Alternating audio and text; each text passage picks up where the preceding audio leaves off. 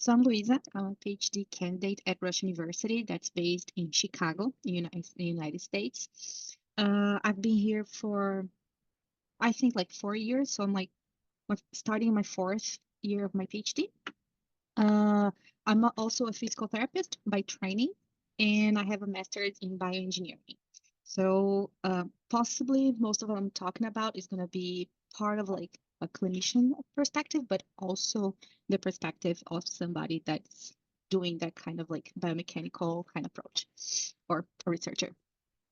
All right, so my presentation today is going to be talking about exploring musical feedback for gait retraining, a novel approach for orthopedic rehabilitation. It is, I will let you guys know that it's a portion of what I have been studying so far. So in case there are like popping questions or burning questions, just bring them up and hopefully I'll have more data or something else to share. It's just that because of the time constraints, I tried to shorten to the like most valuable and new data.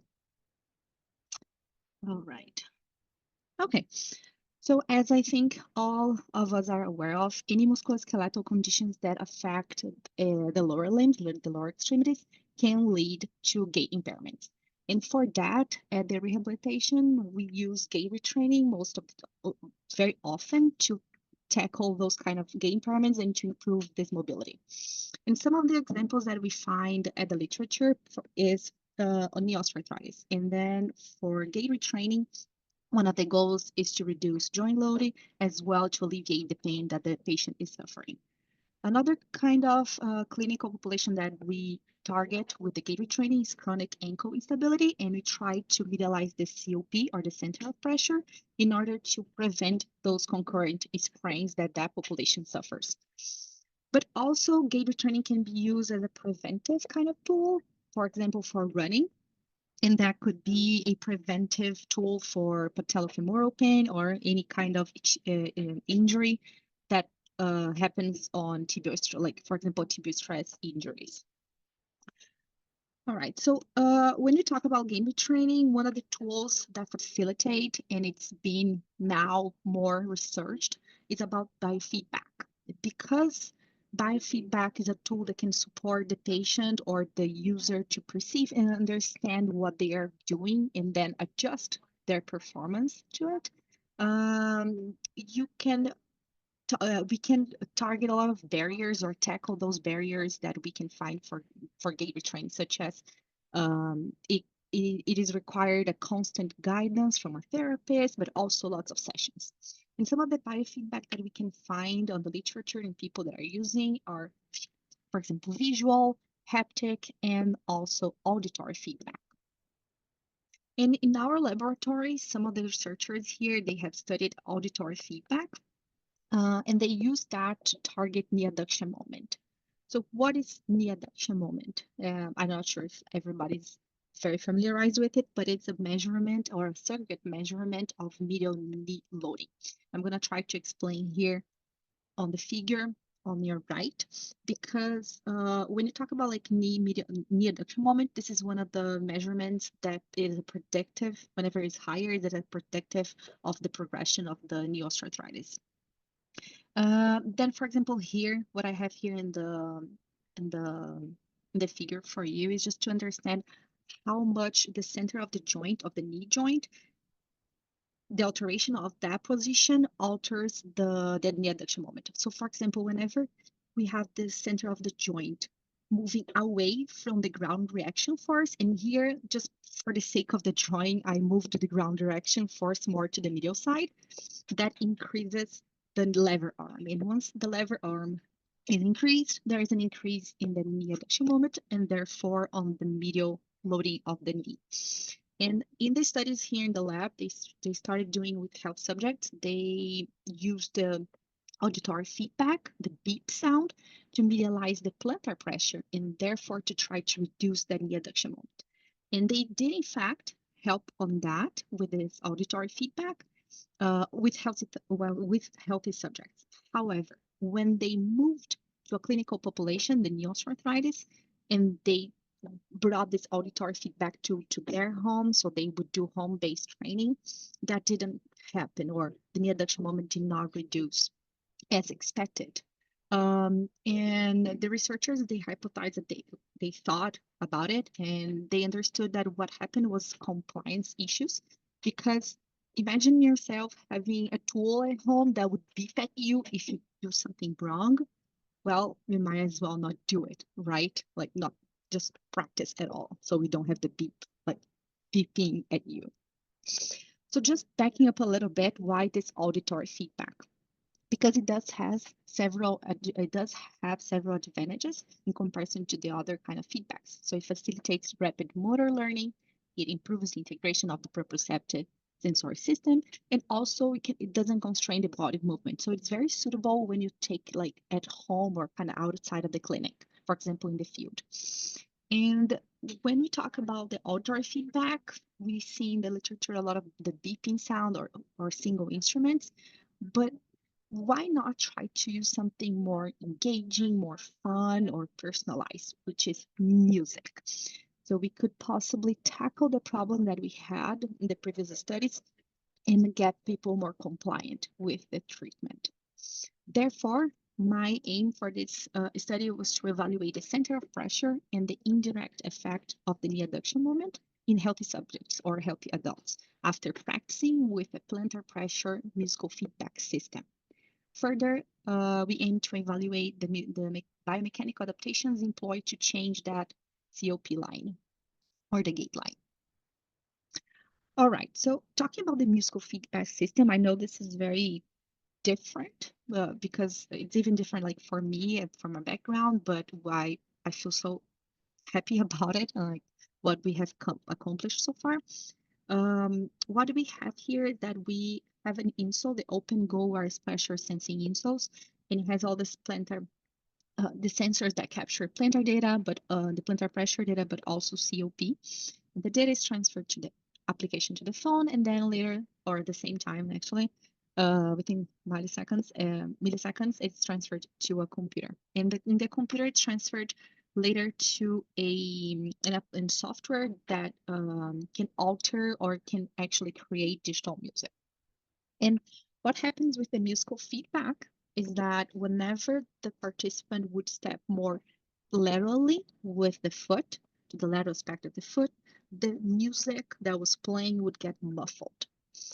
Meaning we baseline all the participants and each one of them would set a threshold of 25%. And whenever they surpass to that threshold, there would be a filter that would pass, a low pass filter, and then the music would get muffled. But if they would step more with the inner aspect of the foot, then the music or the sound would sound clear, no muffling at all. So I'll give you this video so you can try to understand this idea of the muffling. So here on your left side, I have the plantar pressure distribution as with the colors, like a color pattern distribution. Here down here, I have a patch, the one that we built in the lab for the sonification, and here is the phone that is recording real time. Everything happens at real time, so it's important to understand that because the patient get the feedback right away, so it can change whatever they are doing within the next step.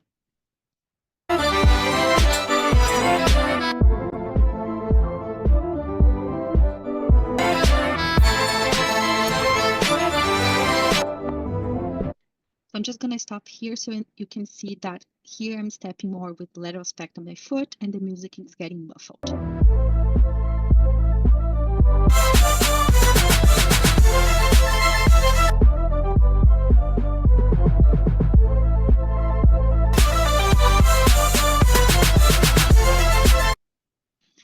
Well, this is a musical feedback, not of course with this kind of funny sound. This is AI generated. What we used a set of popular songs, a playlist of popular songs, and the participants were able to pick and choose whatever songs they would like to train with.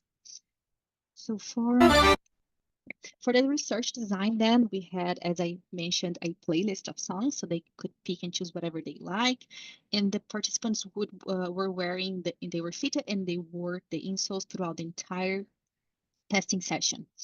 So we asked them to start up with a warm up of 10 minutes, and we monitored the COP, and then we baseline with the 3D motion analysis. We gave out instructions and a musical feedback.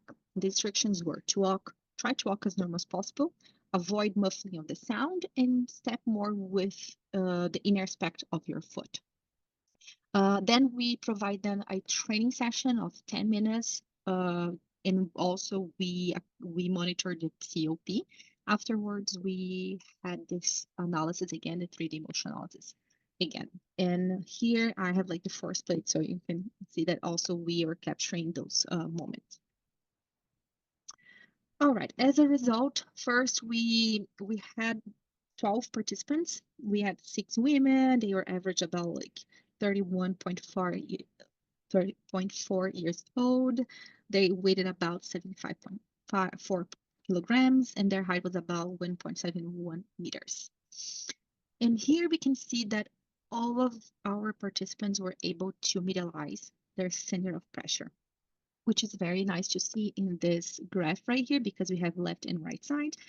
Baseline is the red line, and after or during training, this is the blue line. You can see the medialization occurring on both sides. And you can also see, as per the percentage of the medialization, the average was around 11%, and they all ranged about 6.21% to 19.19%, meaning all of them were able to medialize, either 6% or 19% at maximum. As for the results of the knee adduction moment, we can see for the curve of the knee adduction moment that a significant change occurred around the second peak, and that was analyzed by SPM for the statistical parametric mapping analysis. And you can see some significant change occurring right here. But then when we looked at the peaks, both first peak of the knee adduction moment and the second peak happen to have a significant difference, a significant reduction after training. So you can see at the curve, they both had a reduction. However, significantly on the curve, only by SPM analysis had showed us that, or demonstrated that to us. On the peaks, I analyzed through by the paired t-test. For the spatial temporal parameters, here we can see that none of them were altered. Speed, cadence, stride length, and stance time before from baseline to after training. And this is very interesting as a clinical, from the clinical perspective, because most often when we introduce a new pattern or new gait pattern, we can expect a change or a reduction, a slowdown on the speed. But that did not occur. We cannot say 100% of that, but we believe that because of the music was motivating, engaging, that would make them walk at a faster speed, even though they were introduced with this new walking pattern. Now, the new findings that we are actually just analyzing that are the biomechanical adaptations. So here, my thought is to understand how those participants accomplished this more medialized pattern with only slightly verbal instructions and the reinforcement tool of the musical feedback. So here I show you that we had a significant difference by the SPM analysis on the hip rotation. And what happened is after training, the participants had a increased hip external rotation. And this is very much in line what we were expecting because of the medialization of the plantar pressure. And also we can see a higher ankle inversion occurring almost across all the instance phase of the gait cycle. And here's just at the hip. It occurred mostly at the beginning of the stance and at the very beginning of the gait cycle. However, some changes did not occur as I was expecting. For example, the knee adduction abduction angle on the frontal plane. We did not find any significant differences, neither for the stride width and neither for the foot progression. I think foot progression for this cohort changed by 1 degree and stride width was 0.01 meters. It was a very, very slight increase and not significant at all. So as for discussion and conclusion, we can see here for the results that the musical feedback system cued the participants to shift their gait line immediately, which is important for us to understand that the musical feedback was able to do it. But also we accomplished a reduction in the knee adduction peaks, which we are hopeful for, and we are glad that we accomplished that, especially for the second peak along the curve. And we did not have any changes on speed and cadence, so this is contrary to what we expected, as especially on the clinical perspective, and what studies in the lab have been found or reported for us.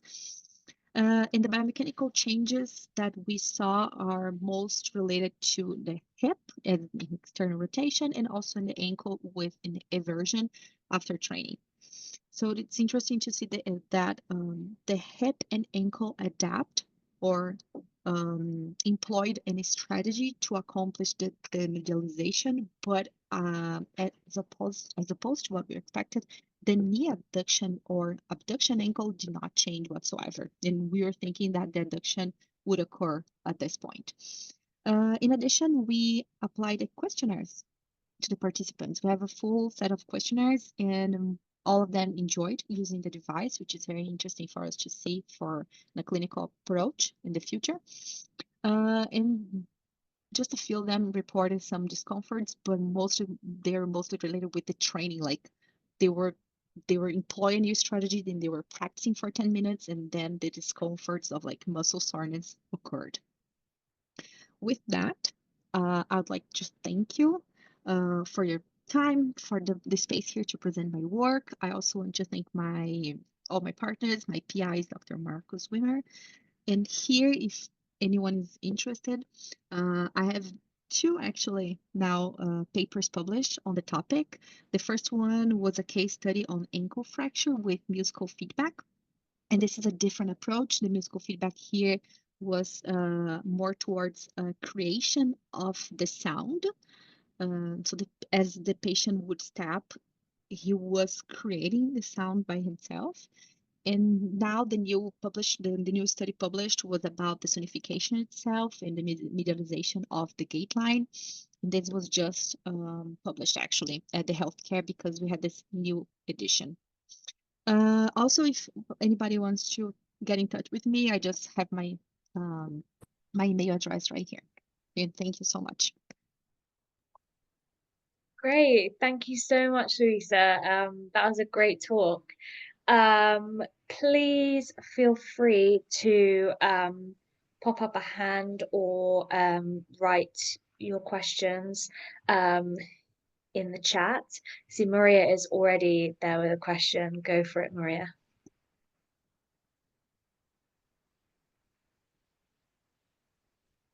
You're muted.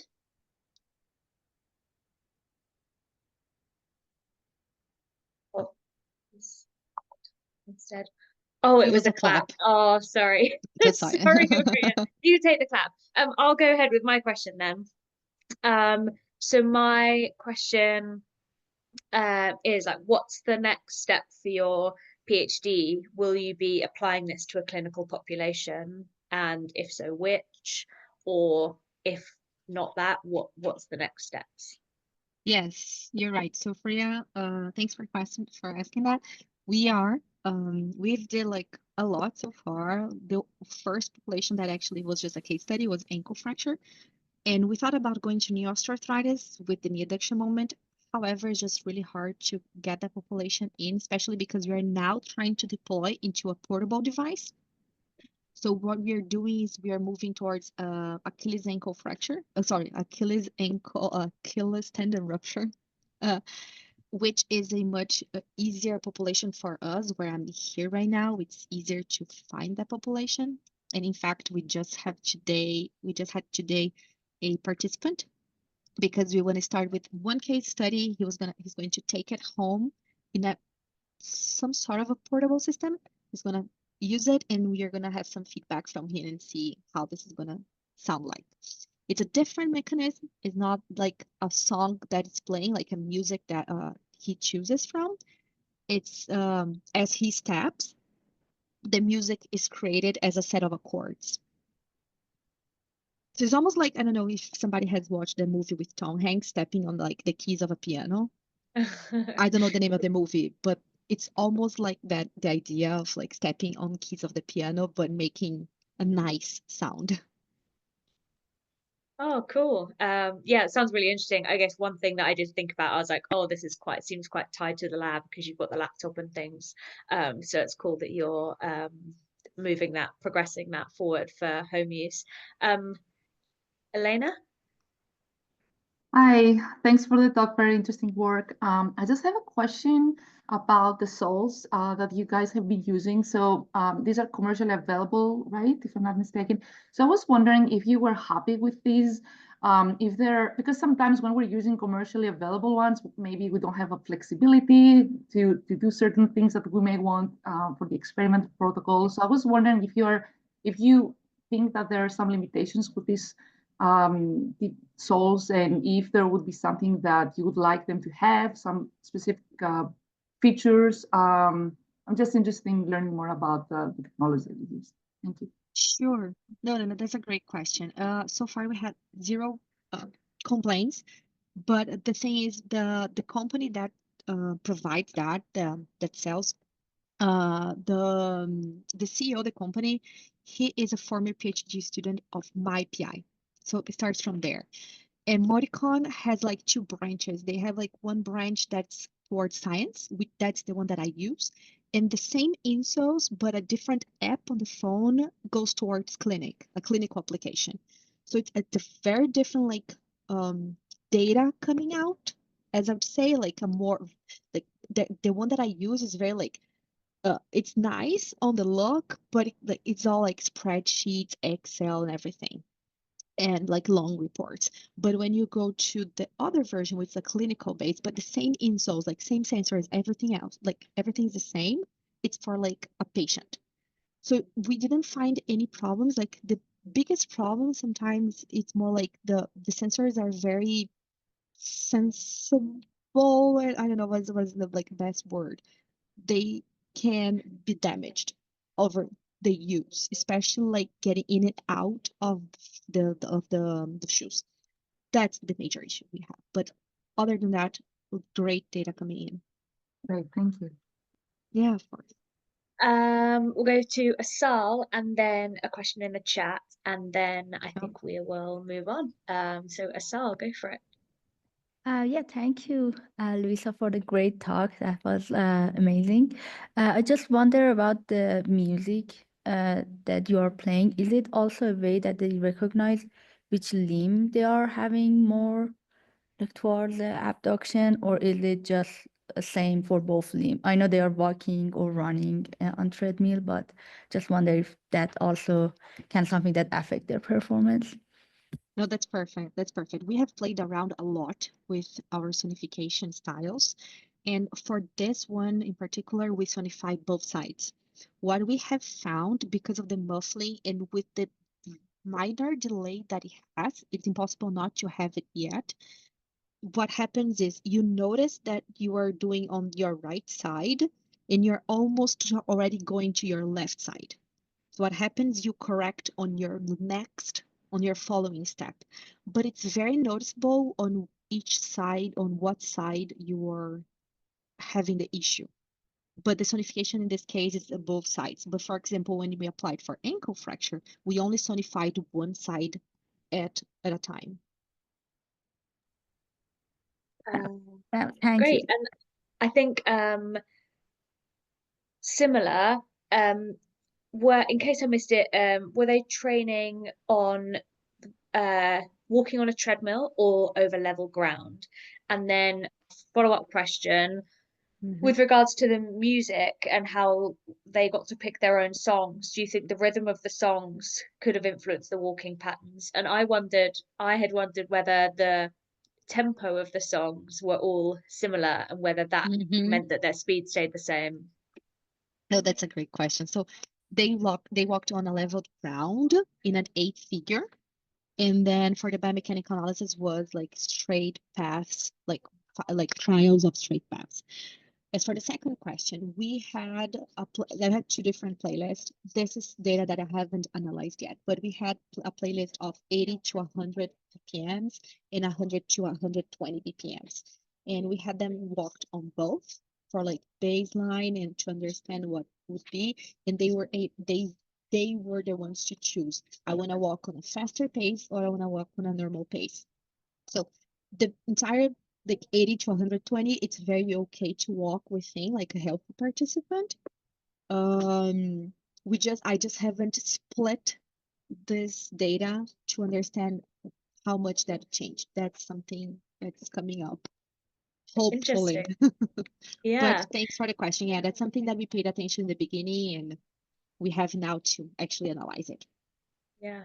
Oh, exciting. Well, thank you so much. Thank you so much. That was yeah, really interesting talk and yeah, great discussion at the end. If you wouldn't mind stopping sharing your screen, and then I will hand over to Maliha, and Maliha will introduce herself and her talk. Hello, everyone. Take it away. Is everybody hearing me all right? Yes. Perfect. So I'm Malia Fakhar. I'm a PhD student here at University of Maryland, based in College Park, Maryland. And I will be talking to you about my dissertation research, which has the broad scope for the big image of bridging biomechanics labs and clinics and making knee load assessments accessible for osteoarthritis management.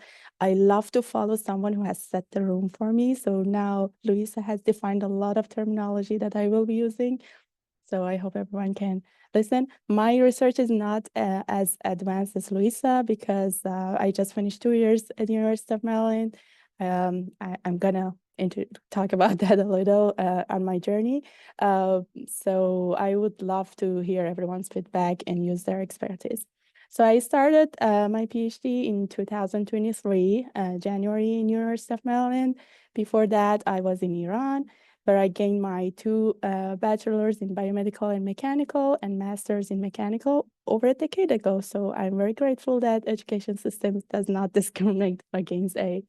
But in my master's, I started to work in rehabilitation and use neural networks to classify patients, and that led to my job as a research assistant in Muwaffaqiyyan Research Center, which aimed to develop neurorehabilitation technology, basically for upper body rehabilitation and balance.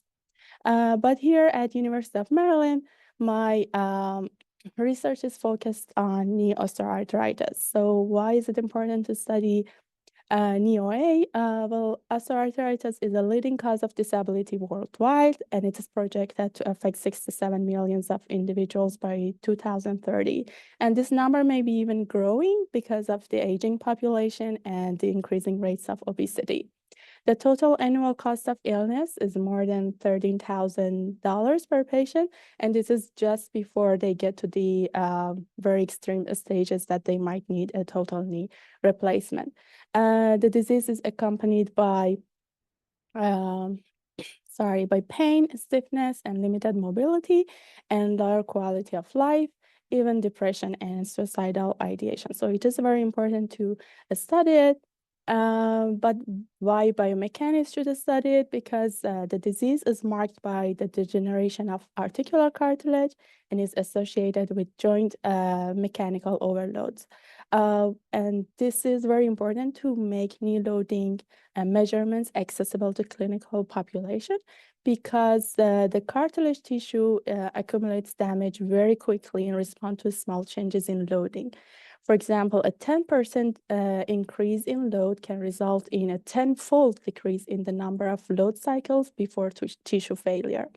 Moreover, knee loading is a modifiable risk factor, just like Luisa introduced, and it can be addressed in patient-specific interventions. So it is very important to make it accessible in our clinical settings. But there are a few challenges involved. first of all, the knee loading cannot directly be measured, and it is impractical actually in most populations to measure such loads. So what we biomechanics do, we use the mighty laws of physics and mathematics to model the phenomena and calculate these loads. But these methods are restricted to biomechanics lab, where we have high-end equipment, powerful computers, a specialized program, and trained personnel to do it. On the bright side, over the past few years, wearable technology and data-driven modeling have come to help, and they have shown promising in estimating such outcome measures for us and make biomechanical measurements more accessible to clinicians. So in this line, we just had a PhD dissertation concluded in our research core, where Dr. Samantha Snyder designed a custom-made insole. Luisa talked about the commercialized one, but the problem that we found with commercialized insoles is that they only measure force in the vertical direction. But shear forces are also very important when it comes to knee loading, particularly when we want to have the medial load itself, not its surrogate measure, knee adduction moment. So she used 5 ultra-thin triaxial force sensors in her instrumented insole and placed them in high pressure points under the foot. These sensors, despite their thin size, can measure 3D force and free moment vectors for us. It is connected to a lightweight Raspberry Pi that is secured in a 3D printed case and can attach to the on top of the shoe and be connected wirelessly to our computers and measure loads during any kind of motion and in any environment. And of course, you can see the markers, reflective markers on this picture, because at any stage we need to validate our methods and devices. So that's where she conducted her data collection so that she has a gold standard to train her models and also validate her results. So we collaborated together. She collected data and she trained her machine learning models as part of her dissertation, and she could successfully predict knee moments and medial knee loads in a variety of daily life activities.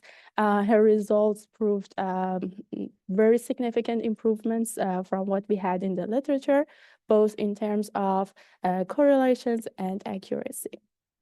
So building on her success in my own research, I will take another step and integrate our custom-made instrumented insoles with a portable and accessible markerless kinematic measurement tool. So I guess a lot of people might know already OpenCap, but it's an open source tool developed by folks at Stanford University. And it uses 2 iOS cameras, and estimates our kinematic measurements during motion. They also have a physics-based modeling that can estimate a ground reaction force and kinetic analysis, but research has shown that calculating the vertical ground reaction force from purely kinematic data can have poor accuracy for frequency, timing, and the magnitude of the peaks. So to improve the kinematic estimations in OpenCap, we aim to integrate it with our instrumented insole, estimate the ground reaction forces and the center of pressures, and then run an inverse dynamics using the kinematic measurements that we have from OpenCap. And we hypothesize that this will lead to more accurate estimations of knee loading than either methods alone. This project is funded by a Restore pilot grant. We have already collected the data, and we are in the midst of processing the data and training our algorithms to estimate the ground reaction force. So unfortunately, I don't have results to share with you yet. After this, there are a couple of other steps that we can take. So this is the part that I mostly would appreciate your feedback. So there are possible things that came to my mind as ideas that I can do. While Dr. Snyder took a leap with her research in this area, she used young, healthy populations for her data collections. So I could extend her protocols to older and patient populations, which are the target of all of these research.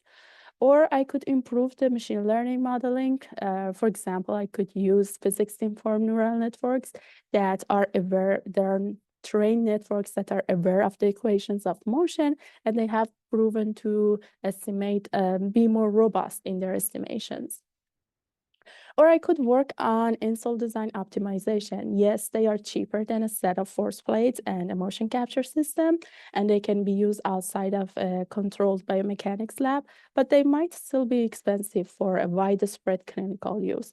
So we might be working on them, we can work on them and find redundancies and make the design more optimized in terms of the costs of fabrication. To wrap up what I had shared with you, so we talked about how knee OA is a burden on public health and how measuring knee loading is relevant to management of the disease and how it should be accessible to the clinicians. We talked about the challenges of doing so, and also the current state of the art and what we have in the neuromechanics research core of University of Maryland. I talked about our future steps, and I also want to thank you and ask you to get connected. You can find me on LinkedIn, and also I have my email here for you. I wouldn't be here in my academic journey if it wasn't for the people that I worked with. So I want to thank my advisors, Dr. Miller and Dr. Shim.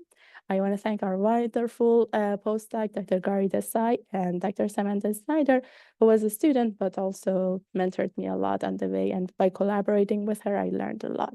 I want to close my talk with a verse from Sadi, a renowned 13th century Persian poet and writer, as it beautifully reflects the work that each member in this community is doing.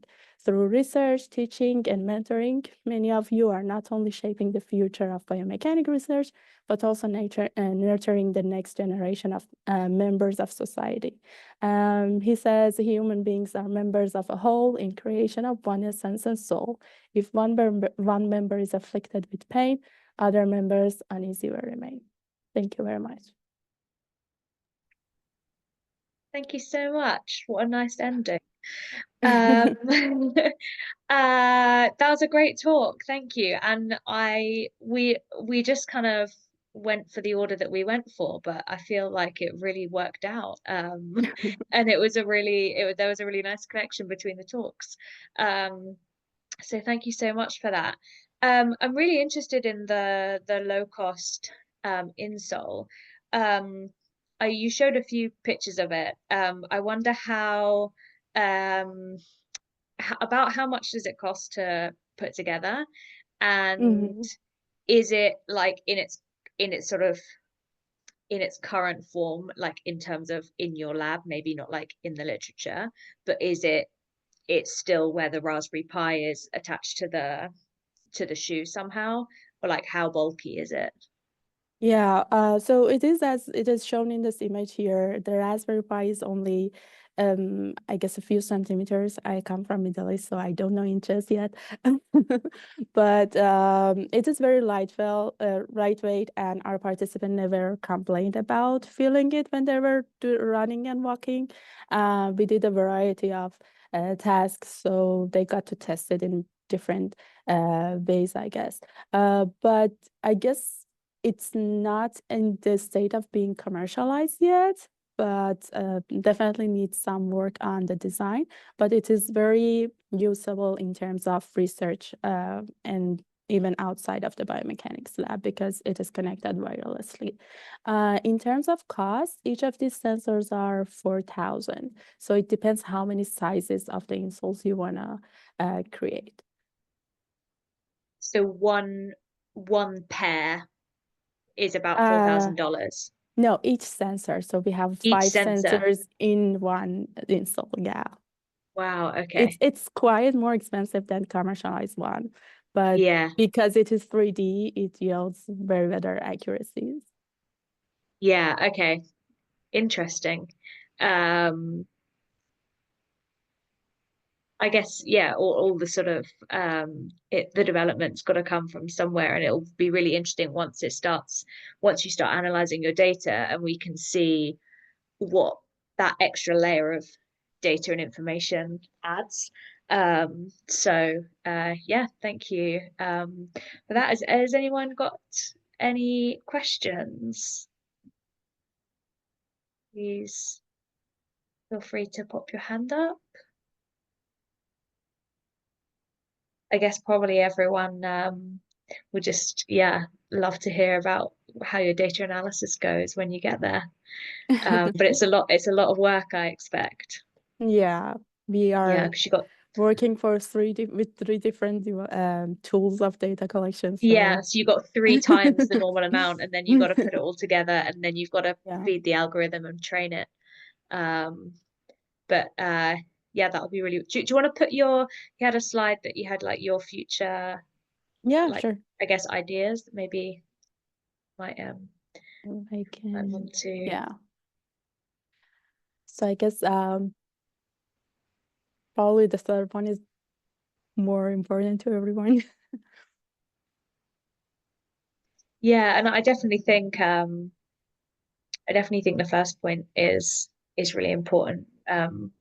Obviously we have lots of labs full of 20 and 30 something people to do experiments with no knee osteoarthritis. So yeah, so it would be interesting to collect data on an older I guess an older affected population. Yeah, That's wow. I true. was thinking through as well. Like for the last one, I don't know how much like the PhD can evolve on that, like can develop the insole itself. But if you could do like as a side kind of work, and I don't know, maybe like going to different aspects of minor grants that would help develop as a product itself, because I know like some of out there. And in the side, you work either with the modeling or the older population. It's hard to say what's more important. I feel like the Yeah. third, like it's more like where does your heart or in your mind tell you to go to? Because I feel like we are lacking on the 3 aspects. Yeah, definitely optimizing the install design can take a lot of computer science work rather than just biomechanics works, because you have to do a lot of computer analysis to find the most informative set of inputs for our machine learning models. And I guess that's the biggest step into realizing what are the redundancies in this design. But yeah, I see. thank you very much. Elena has a question. Okay. Thank you for the very interesting talk. I just have a question if there are maybe plans to also address injuries at the other joints as well, maybe at the ankle joint, or I know osteoarthritis, knee osteoarthritis, as you mentioned, is really, really important, but I'm just wondering if these soles can also be used, and the techniques that you're using with machine learning technique can be used also to address issues with the other joints too. Yeah, so I'm not very aware of ankle injury literature, but my guess is if there are any kinetic or force-related risk factors, these insoles can definitely help in predicting them. Yeah. Jua has said in the chat, do you think that moving forward with the second idea could lead to a decrease in the number of sensors that you needed, and therefore to some extent helping with the third aim? Oh, that's a really good question. I guess physics-informed neural networks have very limited use in biomechanics so far. So like if you look into its literature, it's not very vast or very, like it doesn't have that much of history. And my challenge when thinking about this was that I couldn't find a similar kind of design. Most of them started with EMG and muscle forces and went on. Rather, we are working backwards on the chain of forces here. So that was my challenge when thinking about this idea. I guess if I first need to find the most informative set of inputs to estimate the ground reaction force, and then I can decide if the answer to this question is yes or not. That's my guess. Yeah, well, it's interesting. But yeah, they can go hand in hand. They're right. Brilliant. Well, then I guess if we have no further questions, both our speakers did share their details. So if you do have any burning questions that you think of later, I'm sure you're more than welcome to get in touch. But yeah, I just want to thank you both for giving your time and preparing some really wonderful presentations and answering our questions. We really, really appreciate the time and the effort. And it's really good to get to know more about you and about the different things that you're up to. And best of luck with your PhDs.